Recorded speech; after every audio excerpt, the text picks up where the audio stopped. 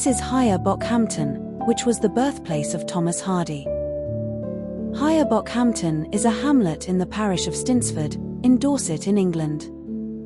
Thomas Hardy is one of the most renowned writers in English literature. During his lifetime he published 14 novels, 49 short stories and close to 1,000 poems. Today we are going in search of Thomas Hardy's birthplace, a cottage at the centre of this wood.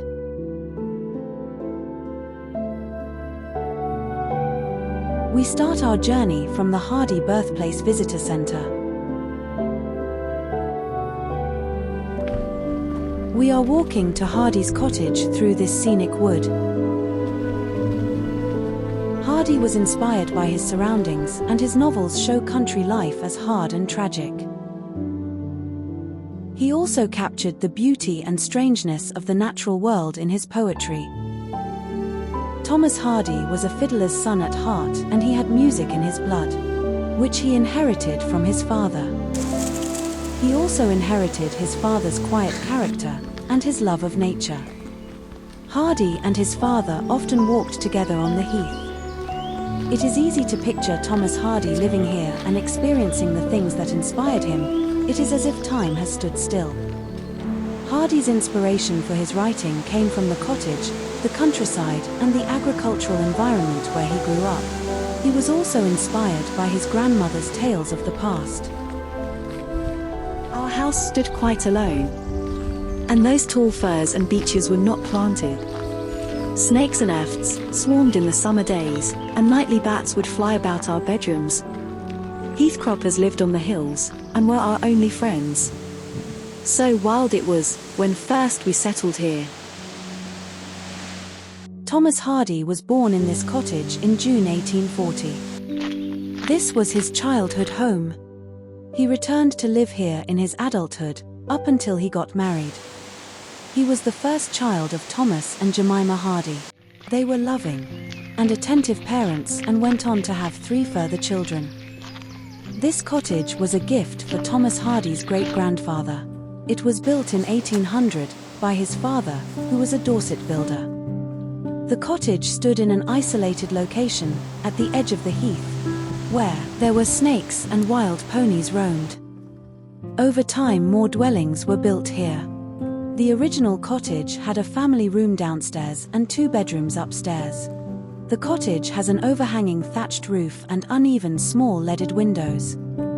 You can clearly see that the roof line of the second cottage is lower than the original cottage.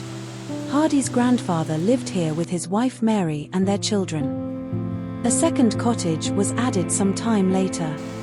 His son, who was also called Thomas, took over the cottage and the business. He married Jemima Hand, who had experienced a difficult childhood. She had gone into service when she was only 13 years old. Thomas and Jemima had 4 children, 2 boys and 2 girls. You can imagine that this cottage would have been very full, with 7 people living here together. Both of the dwellings had their own doorways. Later the 2 cottages were combined together and one central doorway was created. Hardy's widowed grandmother, Mary, lived in the cottage on the right. The parlour was the heart of the Hardy home. The family would have got together around the inglenook to socialise. A staircase once went from the parlour to the first floor, but this was moved when the cottages were combined. Timber from the woods and heath was burnt, for their heating, to make tea and to heat their water in a copper. The water was used for washing, to do laundry and for cooking. The fire also heated the rooms upstairs in the cottage. Thomas Hardy was educated by his mother, Jemima, until he went to school. His mother and grandmother also passed on their knowledge of local folklore and traditions. Jemima's early life had been very hard. Her father, a shepherd, had died when she was 9 years old, leaving his wife to bring up 7 children. They were often hungry. Jemima met her husband at Stinsford Church, where he played violin. The couple were married in 1839, after Jemima became pregnant when she was 26. The right-hand window was once a doorway. The wear on the Portland flagstone, beneath the window, is clearly still visible. Here is the ancient floor. foot-worn and hollowed and thin. Here was the former door, where the dead feet walked in.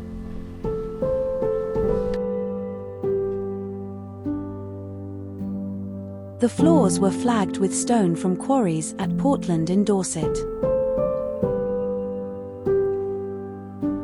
Hardy's grandfather died in 1837. Jemima and Thomas lived here with his widowed mother. She was nearly 70 years old. Thomas took over his father's building business. This room was originally a scullery. Later it was converted into Thomas Sr.'s office, where he managed his accounts and paid his workers through the small window. Hardy's father employed 2 workers in 1851, which increased to 8 by 1871. Eventually Hardy's brother Henry took over the business from his father, and it continued to prosper.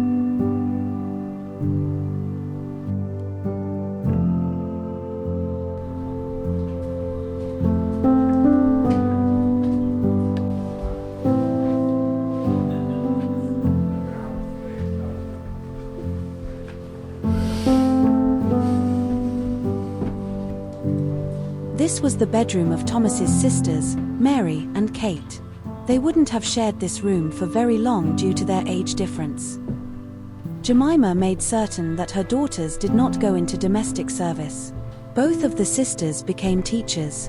Mary was 18 in 1860, when she started 3 years of teacher training at a college in Salisbury. She went on to become the headmistress of a school in Dorchester. Kate taught at a school near Sherborne in Dorset. Thomas used their experiences as inspiration for 2 of his novels, Under the Greenwood Tree and Jude the Obscure. The sisters lived together first in a house that Thomas had bought for them. Later, they lived with their brother, Henry, in a house that Thomas had built for them. This was the bedroom of Thomas Hardy's parents. The bedroom has a west and east-facing window. This is the room where Thomas Hardy was born. When Thomas was born, he was believed to be dead, until the midwife saw the slightest signs of life. He wasn't expected to live for long, but he did, and 5 weeks later he was christened at the nearby church. Growing up, Thomas was a frail, solitary child. He was a studious boy who was always reading. His parents knew that he would not be able to join his father in the building trade. Thomas always had an affinity with nature. His mother told him that she found a snake curled up on his chest in his cot when he was a sleeping baby. This narrow passage was created when the 2 cottages were combined together. This was Thomas Hardy's room, which he later shared with his brother Henry. This is where Thomas Hardy wrote his early novels, including Far from the Madding Crowd. At 16, Thomas was apprenticed to a local architect. He walked daily to work in Dorchester, until he took lodgings there. He continued to spend his weekends here at the cottage with his family. Thomas went on to spend 5 years working in London, but was drawn back to Dorset, and he lived here at the cottage. He worked on several church restorations, but he continued to have plenty of time to write. In 1871, his first published novel, Desperate Remedies, had mixed reviews. His second novel, Under the Greenwood Tree, published in 1872, was well received. In September 1872, Hardy's third published novel, A Pair of Blue Eyes, was serialized in Tinsley's magazine. It was partly written here and also in Cornwall. Hardy had met and fell in love with Emma Gifford in St. Juliot, Cornwall in 1870, while he was there working on a church restoration. A Pair of Blue Eyes was his third novel, and was semi-autobiographical. This was a turning point for Hardy. He had to give up work to finish the novel, which started his career as a writer.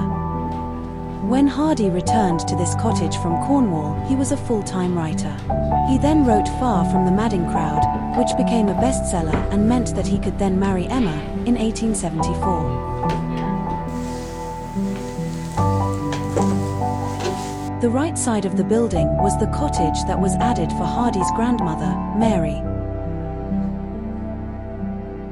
His grandmother was a sprightly lady, as there was a steep staircase up to her bedroom, which later became Thomas Hardy's room.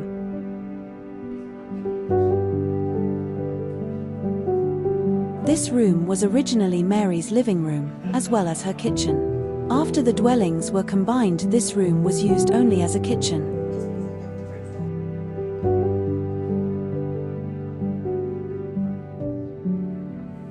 Hardy's grandmother encouraged Thomas to read, and told him tales of Dorset, in days gone by. Hardy's novels contain concerns about the disappearing ways of rural life.